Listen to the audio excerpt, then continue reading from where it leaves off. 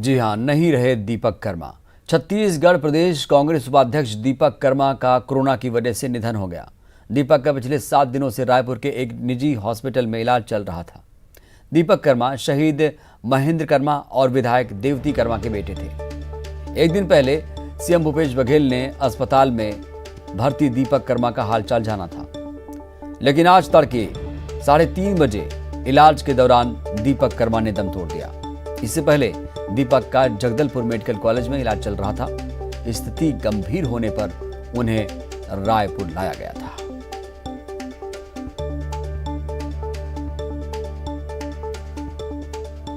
छत्तीसगढ़ प्रदेश कांग्रेस उपाध्यक्ष दीपक कर्मा का कोरोना की वजह से निधन हो गया। और ज्यादा जानकारी के साथ हमारी संवाददाता ममता लांजीवार जुड़ी हैं। ममता, और परिवार में कौन कौन है?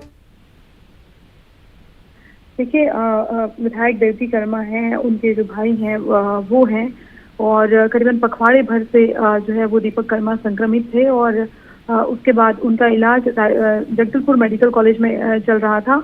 लेकिन लगातार संक्रमित होने के थोड़े दिनों बाद ही 2-3 दिनों बाद ही उनकी स्थिति लगातार खराब हो रही थी। और ये वजह है कि 23 अप्रैल को जगदलपुर में रखने के बाद में उसके बाद उनको करीबन 1 सप्ताह पहले रायपुर के जो निजी हॉस्पिटल है वहां पर लाया गया था। और लेकिन यहाँ लाने के बाद ही से वो लगातार वेंटिलेटर पे चल रहे थे और लगातार वेंटिलेटर सपोर्ट पे चल रहे थे। और डॉक्टर्स की पूरी कोशिश यही थी कि जान बचाई जा सके, यानी कि वो क्रिटिकल कंडीशन में थे। और आज सुबह तड़के उनका निधन हो गया। यहाँ से अभी उनकी बॉडी जो है वो कोविड प्रोटोकॉल के तहत फिर उनके गृहग्राम भेजी जाएगी, जहाँ पर उनका अंतिम संस्कार किया जाएगा।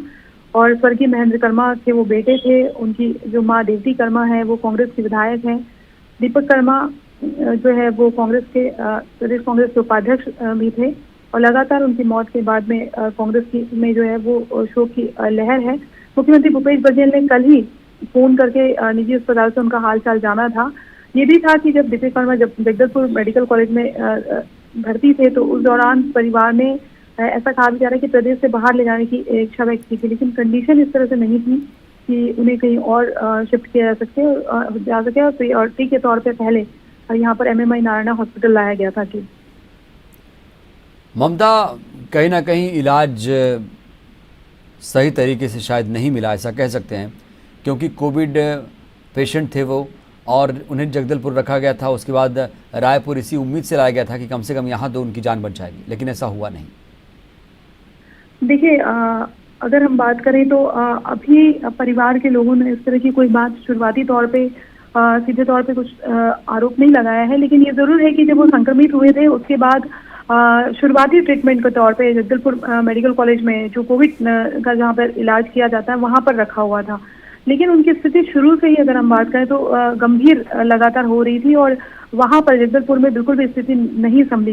ये जरूर कहा जा सकता है कि जगदलपुर न ले जाते यदि सीधे रायपुर ले आया जा सकता तो शायद, लेकिन कुछ भी कहना जल्दबाजी होगी।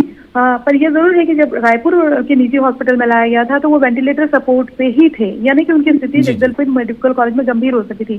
कोविड के साथ दिक्कत ये है कि वो किसकी बॉडी के साथ क्या रिएक्ट करेगा, किसकी बॉडी की इम्यूनिटी कितनी है, या दवाइयाँ कितनी उस पर काम कर रही है, ये कहना। बिल्कुल बिल्कुल। तो कुल मिलाकर एक दुखद खबर है, कांग्रेस के लिए एक बड़ी क्षति भी है। और युवा नेता थे, जाहिर सी बात है एक शून्यता तो पैदा होगी।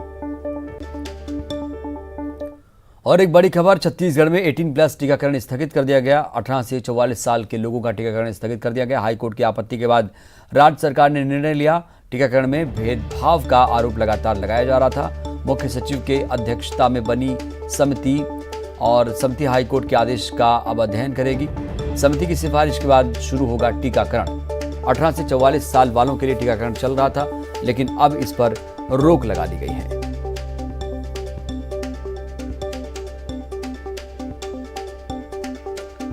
और हमारी संवाददाता ममता लांजीवार जुड़ी हैं। ममता, जो वैक्सीनेशन चल रहा था अपनी चाल से चल रहा था और ठीक तरीके से चल रहा था, अब तो उसे स्थगित कर दिया गया, वजह? बिल्कुल। जब 18 से 45 साल के बीच के लोगों की टीकाकरण के अभियान को लेकर जो बात कही जा रही थी, तो उसके बाद में ये जद्दोजहद लगी हुई थी कि क्या तय जो केंद्र सरकार ने जो तारीख तय की है उसमें शुरू हो पाएगा।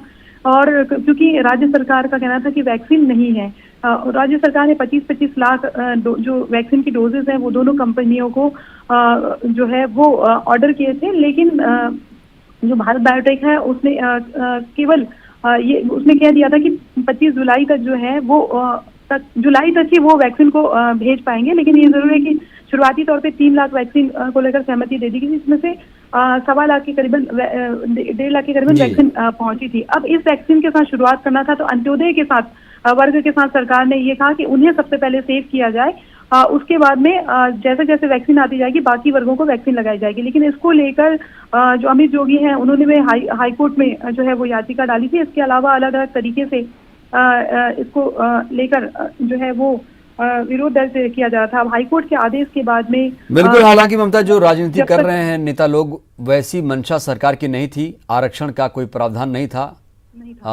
सामाजिक तौर से आर्थिक तौर से उन्हें संपन्न उनके स्वास्थ्य को देखते हुए सरकार ने फैसला लिया था। बहरहाल आप बने रहिएगा हमारे साथ। तो 18+ के टीकाकरण को फिलहाल के लिए स्थगित कर दिया गया है और एक समिति का भी गठन किया गया है। तो कोरोना को लेकर सीएम लगातार बैठक कर रहे हैं, आज भी वो समीक्षा बैठक करेंगे। बिलासपुर और सरगुजा संभाग को लेकर बैठक करेंगे, दोनों संभाग के अधिकारियों से चर्चा करेंगे। कोरोना से बचाव और रोकथाम के उपायों पर बातचीत होगी। दोपहर 12 बजे वर्चुअल होगी बैठक। राजस्व अधिकारी, तहसीलदार, नायब तहसीलदार बैठक में शामिल होंगे। थाना प्रभारी, सीएमओ, पीएमओ से भी सीएम बात करेंगे। और हमारी संवाददाता ममता लांजेवार लगातार जुड़ी हैं। ममता, सीएम लगातार बैठकें कर रहे हैं, आज भी वो बैठक करेंगे। आज बैठक का क्या एजेंडा रहेगा? बिल्कुल, देखिए आज से अगर हम बात करें तो लॉकडाउन 3 की जो है एक तरह से शुरुआत हो रही है और 17 मई तक के पूरे रायपुर में तो 17 मई तक है, पूरे प्रदेश में अगर हम बात करें तो वो लॉकडाउन करीबन 15 मई तक के जो है अलग अलग जिलों में अलग अलग तरीके से होगा। तो इसको लेकर क्या व्यवस्था होगी उसको लेकर वो बात करेंगे। इसके साथ ही हम बात करें तो बिलासपुर और सरगुजा संभाग में किस तरह की स्थिति है और वहां पर जो है कोविड के बचाव, रोकथाम के उपाय, कोविड टीकाकरण की प्रगति, इलाज की व्यवस्था क्या है, क्वारंटाइन सेंटर जो है उनकी जो स्थापना है वो जितनी बोली गई थी उतनी हुई है कि नहीं, आइसोलेशन जो है उसकी व्यवस्था की जा रही है कि नहीं, श्रमिकों को लेकर खासतौर पे जो बाहर से आ रहे हैं उनको लेकर किस तरह की व्यवस्था की जा रही है। और संक्रमण का जो टेस्ट है, बार बार कहा जा रहा है टेस्टिंग जो है वो बढ़ाई जाए, लेकिन कई जगह जो है टेस्टिंग को लेकर भी दिक्कतें आ रही हैं, तो उसको लेकर किस तरह की व्यवस्था है इसको लेकर वो मंथन करेंगे। अभी जिस तरीके से ये जरूर है कि थोड़ी सी दर में कमी आई है, लेकिन आप देखेंगे कि संख्या फिर भी 15,000 से रोज ऊपर ही आ रही है। मौतों के आंकड़े अभी भी भयावह बने हुए हैं। तो अलग अलग जो वर्ग हैं, अलग अलग संभाग के जो अधिकारी हैं, कलेक्टर हैं, कमिश्नर से सीएम लगातार बात कर रहे हैं और उस बातचीत के आधार पे फिर अलग अलग जिलों, संभागों को लेकर रणनीति तैयार की जाती है कि कहाँ किस चीज पर फोकस करने की जरूरत है, कहाँ किस चीज पर संसाधन जुटाने की जरूरत है, कहाँ बहुत ज्यादा संक्रमण है तो सख्ती किस तरीके से तेज की जाए, व्यवस्था किस तरह से दुरुस्त की जाए, जरूरतें क्या है दवाइयों को लेकर, अस्पतालों में जगह को लेकर और संसाधन को लेकर। तो इस पर लगातार मुख्यमंत्री मंथन कर रहे हैं। पिछले दिनों जिस तरह से उन्होंने मितानिनों से भी, जो प्रदेश भर की मितानिनों से भी बात की थी, क्योंकि कोविड जो कम्युनिटी स्प्रेड पहले ही विशेषज्ञ कह चुके हैं और ऐसे में खतरा बहुत ज्यादा बढ़ जाता है। अभी फिर भी कहा जा रहा है कि लॉकडाउन के बाद थोड़ी सी स्थिति में सुधार हो रहा है लगातार, और छत्तीसगढ़ जो है देश में जिस तरह से पहले काफी पहले स्थान पर लगातार जो है स्थान से खसक रहा है, यानी कि एक अच्छी स्थिति के तौर पर इसको देखा जा सकता है। लेकिन और भी किस तरह से फोकस किया जाए। अभी देखा गया था कि शहरों में, खासतौर पर रायपुर, दुर्ग में जो मामले थे वो उसमें कम हो गए, लेकिन बिलासपुर, सरगुजा, ये अलग अलग जो संभाग है वहां पर लगातार मामले बढ़ रहे हैं, ग्रामीण क्षेत्रों में लगातार मामले बढ़ रहे हैं। तो अलग अलग संभाग में अब वो इस बात को लेकर मंथन कर रहे हैं कि गाँव में किस तरह से फोकस किया जाए। वैक्सीनेशन को लेकर हम देख रहे हैं कि प्रदेश के कई जिलों में, संभागों में जो ग्रामीण तबके के लोग, ये उनके बीच में अफवाह फैल गई कि वैक्सीनेशन करवाने के बाद लोग कोविड से मर रहे हैं, और यही वजह है कि विरोध की वीडियो, तस्वीरें भी आ रही है। जो बैठक है वो कारगर साबित हो रही है। बहुत बहुत शुक्रिया आपका जानकारी देने के लिए। और अब बात करेंगे आंकड़ों की। 24 घंटे में 15,157 नए मामले सामने आए, 253 मरीजों की जान गई, 9,674 मरीज डिस्चार्ज हुए हैं। कोरबा में सबसे ज्यादा 1279 नए मरीज मिले। बिलासपुर में 1193 नए मरीज सामने आए। रायगढ़ में 1142, जांजगीर में 1006, रायपुर में 916, दुर्ग में 604 नए मामले सामने आए।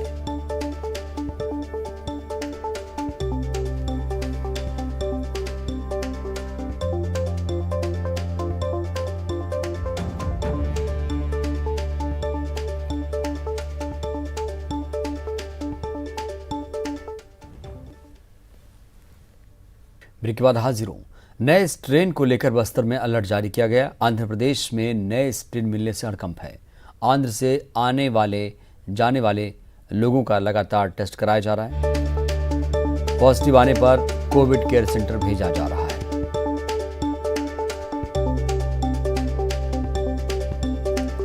ये कोरोना को लेकर अच्छी खबर आपको दे रहे हैं लगातार। रायपुर में 1000 से कम मामले सामने आए हैं। 1000 के नीचे संक्रमितों की संख्या पहुंची। 5 मई को 916 नए मरीज मिले हैं। 35 दिनों बाद 1000 से कम आंकड़े सामने आए हैं। 30 मार्च को 728 मिले थे और अब जाकर 916 मरीज मिले हैं 5 मई को, यानी 35 दिन के बाद 30 मार्च से 5 मई तक अगर देखा जाए तो 35 दिनों के बाद फिर से आंकड़ा 1000 से कम हुआ है। रायपुर में ये अपने आप में अच्छी खबर है, जहां पर 1000 से ज़्यादा आंकड़े लगातार आ रहे थे। 5 मई के आंकड़े सुखद आंकड़े हैं। 916 मरीज सामने आए। 35 दिनों के बाद 1000 से कम आंकड़े, क्योंकि इससे पहले 30 मार्च को 728 मामले सामने आए थे।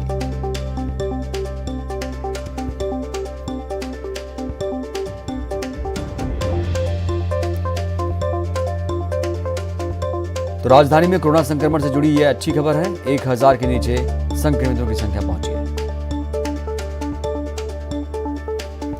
हमारे संवाददाता अवधेश मिश्रा जुड़े हैं रायपुर से। अवधेश, 35 दिनों के बाद ही सही, लेकिन आंकड़े 1000 पर आ गए, 1000 के नीचे आ गए। बिल्कुल, देखिए लंबा इंतजार करना पड़ा राजधानी रायपुर में, क्योंकि रायपुर में ही 4200 के करीब मरीज की संख्या एक दिन में पहुंच गई थी। और उस लिहाज से अगर देखा जाए तो जिस तरह से 30 मार्च को 716 नए मरीज मिले थे और उसके बाद सीधे जो है वो 5 मई को मिले हैं 1000 से कम आंकड़े मिले हैं, तो 35 दिनों का लंबा संक्रमण का जो दौर रहा वो 35 दिनों तक राजधानी रायपुर को घेरा रहा। और यही वजह है कि राजधानी रायपुर सर्वाधिक संक्रमण के मामले में सबसे आगे रहा छत्तीसगढ़ के सभी जिलों को मिला के। तो कुल मिला के ये कि 35 दिन बाद ही एक अच्छी खबर निकल के आई कि राजधानी रायपुर में रविवार न होने के बाद भी संक्रमण का जो रफ्तार थी वो धीमे हुई। कुल मरीजों की जो संख्या थी नए मरीजों की रायपुर में वो 1000 के नीचे तक पहुंची। अब जिस तरह से लगातार मरीजों की संख्या में कमी होते जा रही है बीते एक सप्ताह के भीतर, बिल्कुल अवधेश, लेकिन इसका सूक्ष्म विश्लेषण किया जाए तो ये भी हो सकता है कि कम लोगों ने टेस्ट कराया हो। हाँ बिल्कुल, देखिए रविवार के अलावा अन्य दिनों में जो टेस्ट की संख्या है वो कमोबेश लगभग बराबर ही बनी हुई है कि 5000 के आसपास में टेस्ट रोज किए जा रहे हैं रविवार को छोड़ के। तो इसलिए कहा जा रहा है कि आंकड़ों में कमी केवल रविवार या टेस्ट में कमी होने की वजह से नहीं, बल्कि जब बीते एक सप्ताह से जो लगातार कमी देखने को मिल रही है, एक अच्छा संकेत है कि राजधानी रायपुर संक्रमण के बुरे दौर से अब धीरे धीरे उभरता हुआ नजर आ रहा है। क्योंकि 4000 तक संख्या पहुंच चुकी थी, वो कम होते होते 3000, 2000 और 1500 के आसपास में ठहरी और आज जाके जो है वो 1000 से नीचे पहुंच गई है। तो ये उम्मीद लगाया जा रहा है कि जो स्थिति बनी हुई अगर यही बनी रही तो आने वाले दिन में नियंत्रण होगा। लेकिन सबसे बड़ी बात कमर ये कि जिस तरह से आज से फिर से लॉकडाउन की शुरुआत हुई है कुछ रियायतों के साथ, तो वो रियायत धरातल पे लोगों के लिए मुसीबत ना बन जाए, संक्रमण फैलाने की वजह ना बन जाए। एक बड़ी चुनौती जिम्मेदारों के सामने और आम लोगों के सामने फिलहाल दिखाई पड़ रही है। बिल्कुल चुनौती तो है अवधेश, क्योंकि इसे मेंटेन करना एक बड़ी चुनौती है और इसे मेंटेन किया जाए 1000 से नीचे, मैं तो कहूँगा 500 से भी नीचे आंकड़े आए, इससे लोगों की भागीदारी कितनी है और प्रशासन की जिम्मेदारी कितनी है इसमें? बिल्कुल, देखिए लोगों की भागीदारी की वजह से ही आज स्थितियां संभली है। जिस तरह से रायपुर में लगभग 1 महीने से लॉकडाउन लगा हुआ है, 9 तारीख को लॉकडाउन लगा, आज 6 तारीख है, 1 महीने के करीब लॉकडाउन हुआ। और जिस तरह से लॉकडाउन का पालन धरातल पे कराया गया, लोगों ने जागरूकता दिखाई, या यूं कहा जाए कि लगातार संक्रमितों की संख्या बढ़ने पे लोगों में जो भय हुआ, उस भय के कारण ही लोग घर से निकलना बेवजह बंद कर दिया और स्थितियां धीरे धीरे नियंत्रण में हुई। लेकिन सवाल वही है कि क्या फिर से अगर लॉकडाउन समाप्त होता है या रियायतों के साथ जो लॉकडाउन को बढ़ाया गया है, तो इस दौरान लोगों का जो बिहेवियर है, लोगों का जो जन सहयोग है, वो कैसा रहेगा उस पर ही सारा चीज निर्भर करता है। और यही वजह है कि लॉकडाउन को एकदम से न खोलने की बजाय कुछ रियायत दी गई है, ताकि जो स्थितियां हैं वो एक हफ्ते के भीतर समझ में आ जाए। लेकिन कुल मिला के चुनौती बनी हुई है संक्रमण की रफ्तार को लेके, मरीजों की संख्या को लेके, क्योंकि आज से रियायतों के साथ लॉकडाउन बढ़ाया गया है। तो लोगों का जन सहयोग कैसा रहता है, ये सबसे बड़ा सवाल फिलहाल बना हुआ है। बिल्कुल बिल्कुल, बहुत बहुत शुक्रिया अवधेश आपका जानकारी देने के लिए। तो सबसे बड़ा सवाल यही है कि जो लोग लगातार सहयोग कर रहे हैं, क्या आगे भी ऐसे करते रहेंगे? क्योंकि 17 मई तक लॉकडाउन है और कुछ सहूलियत भी इसमें दी गई है। और अब बात करेंगे एक नए स्ट्रेन की। दरअसल आंध्र प्रदेश में एक नया स्ट्रेन आया है, जिससे बस्तर में अलर्ट जारी किया गया है। आंध्र से आने वाले लोगों के टेस्ट कराए जा रहे हैं। पॉजिटिव आने पर कोविड केयर सेंटर भेजा जा रहा है। स्ट्रेन को बस्तर में नहीं घुसने देने की लगातार कवायद की जा रही है। कलेक्टर रजत बंसल ने दावा किया है, सभी एहतियातन कदम उठाए जा रहे हैं। कि विदेशों से अलग अलग जो सहायता जो कोविड के लिए है वो अभी भारत देश आने लग गई है। और उसी तरह से एम्स रायपुर में भी कुछ इक्विपमेंट हमको मिली है सरकार की तरफ से। इनमें ऑक्सीजन कॉन्सेंट्रेटर्स हैं 50 और जो बड़े जंबो ऑक्सीजन सिलेंडर्स वो हैं 64। तो इधर रमन सिंह ने सीएम भूपेश बघेल को चिट्ठी लिखी है। पत्रकारों को फ्रंट लाइन कोरोना वर्कर माना जाए, ऐसा कहा उन्होंने। उनके और परिवार वालों को टीका लगवाया जाए। विपरीत परिस्थिति में पत्रकार लगातार काम कर रहे हैं। सरकार और जनता के बीच सेतु का काम कर रहे हैं। मीडिया कर्मी, सरकार उन्हें टीके की सुविधा प्रदान करे, तो ये मांग की गई है। इससे पहले आपको बताएं, सबसे पहले अगर किसी ने ध्यान दिया पूरे देश में तो ओडिशा, उसके बाद मध्य प्रदेश, और अब ऐसी मांग छत्तीसगढ़ में उठने लगी है। पत्रकारों की सुरक्षा की मांग उठने लगी है और रमन सिंह ने सीएम भूपेश बघेल को चिट्ठी लिखकर बताया है कि जो पत्रकार बंधु हैं उनको फ्रंट लाइन वर्कर माना जाए और जब वैक्सीनेशन हो तो उन्हें भी, उनके परिवार को भी टीका दिया जाए।